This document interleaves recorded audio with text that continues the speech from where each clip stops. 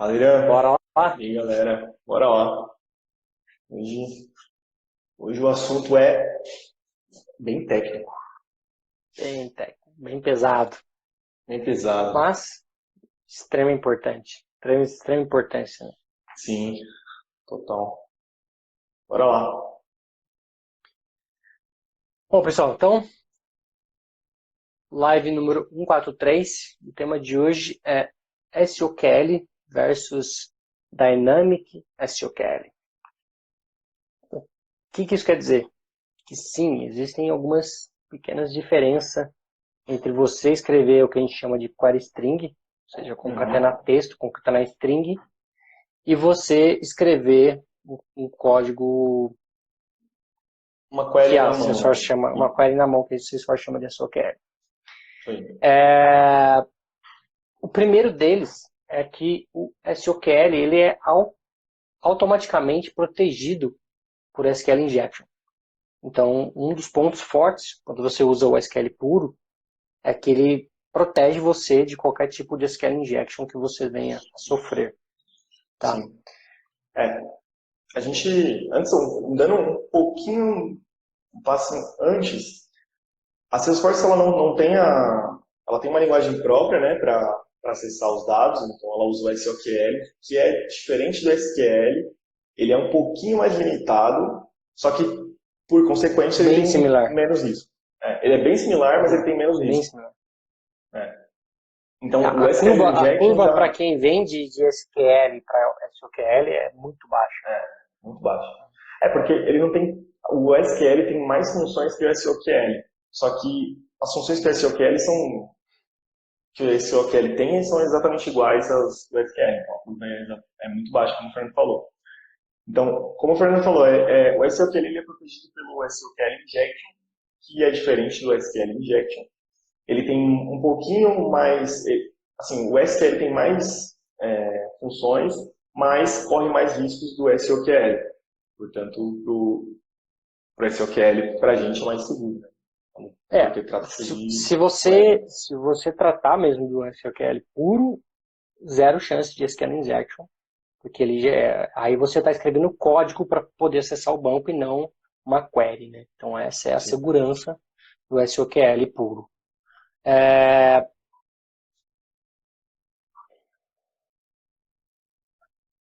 já É, uma SOQL, é, coloquei que SOQL não permite ser dinâmica. Será? Ah, tá, nesse legal. caso é. O SQL puro, ela não permite você ter uma flexibilidade do tipo, se isso aqui for verdadeiro, põe esse where, se for falso, tira esse where.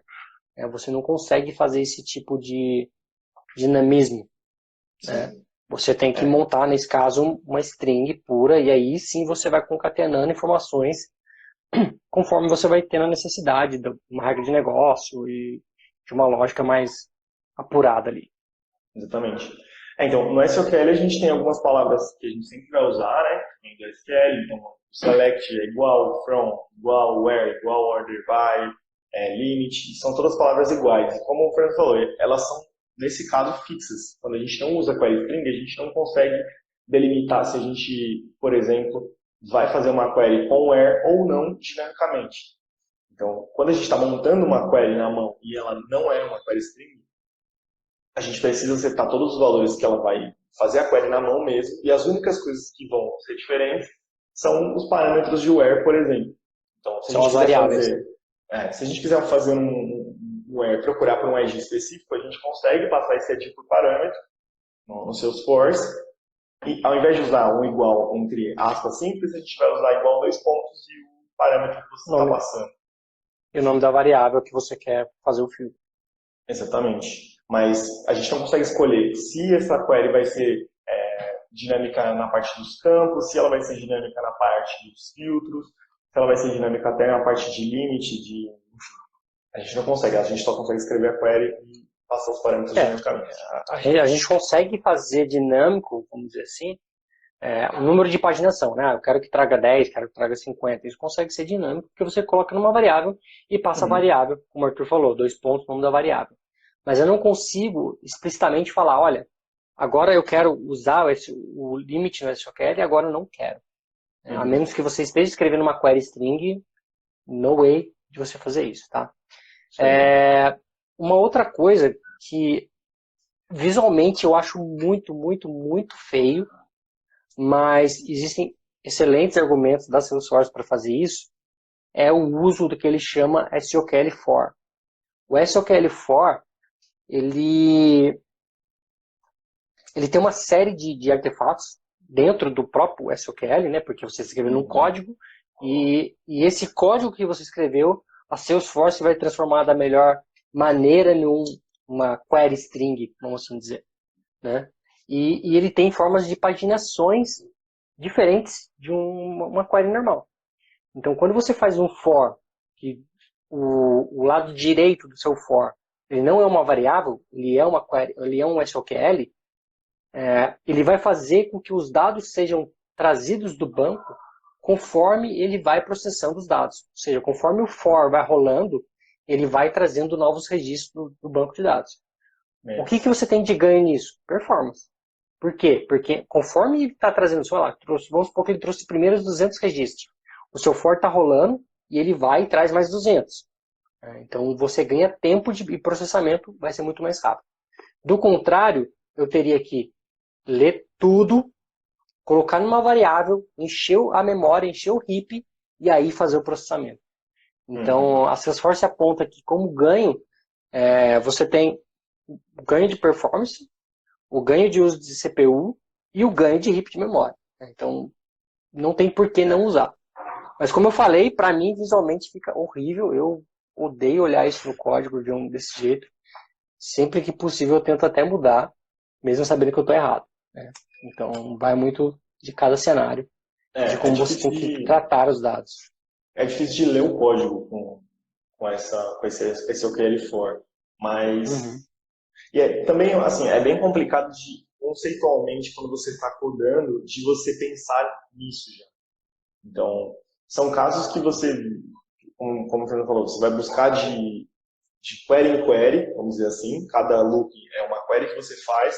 Então, a primeira coisa que você vai pensar nisso é colocar, por exemplo, como ele falou, trazer tudo, colocar os dados de novo, gravar e aí processar tudo de novo, splitando. Então, conceitualmente é bem difícil de pensar nisso quando você está codando, mas a performance realmente fica bem melhor.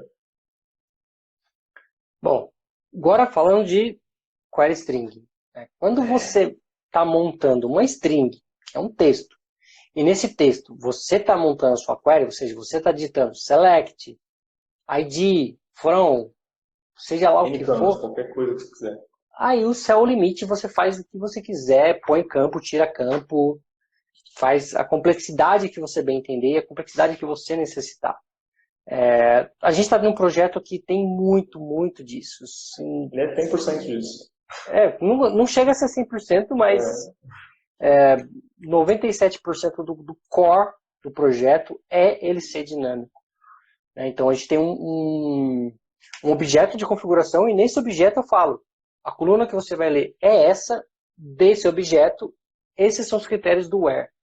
Então a gente define basicamente como um SOQL vai ser montado para poder fazer a consulta. Sim. Óbvio que aqui a gente tem que tratar o risco de SQL injection, né? Porque como é uma query string, a Salesforce não protege isso. Ela te dá meios de fazer isso. Tá? Dentro do string tem alguns métodos para você proteger.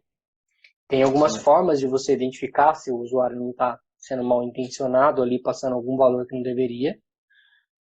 Mas fica a critério do developer fazer isso ou não. Para vocês terem uma ideia do quão céu é o limite que a gente está falando, a gente tem um monte de query que a gente não tem nem o nome do objeto. A gente não tem absolutamente nada, é tudo passado por parâmetro. Não, 100%.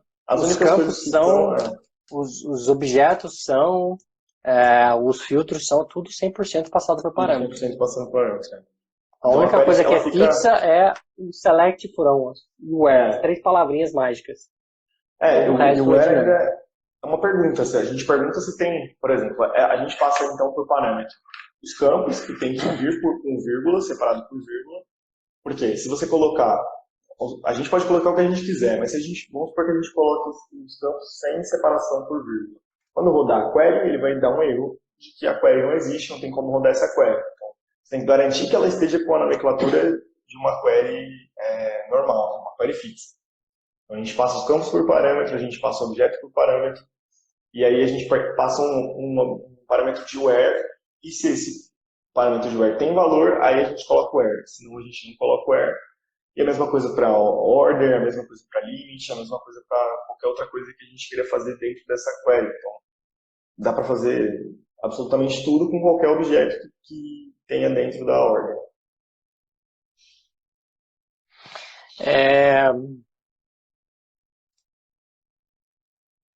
Um outro ponto interessante é que, sim, se você utiliza uma query string dentro de um pacote gerenciado e você vai submeter esse pacote para Salesforce, se você não garantir proteção contra SQL injection, SQL injection, seu pacote não vai ser aprovado.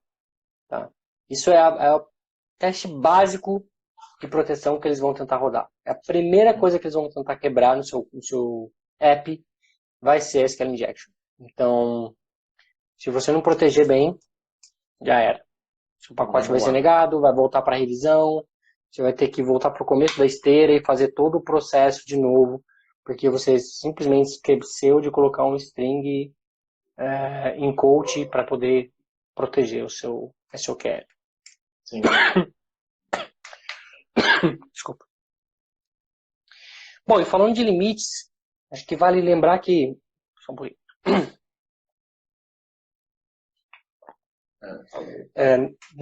Não tem diferença nenhuma em questões de limites quando a gente usa um SQL via SQL puro, via código, um SQL montado numa query string. Sim. A única diferença que a gente tem, que nem não é bem limite, é a quantidade de CPU, de heap que é utilizada. Como eu falei lá no começo, a gente faz um SQL for, ele vai ter uma autonomia muito melhor do que fazer uma SQL via string, dependendo da quantidade de dados. Tá? Então, se você tiver um select para 50 registros, você não vai sentir diferença nenhuma. Você vai sentir se você estiver carregando 50 mil registros. Aí, com certeza, você vai sentir uma grande diferença. Exatamente. Parâmetros. Bom,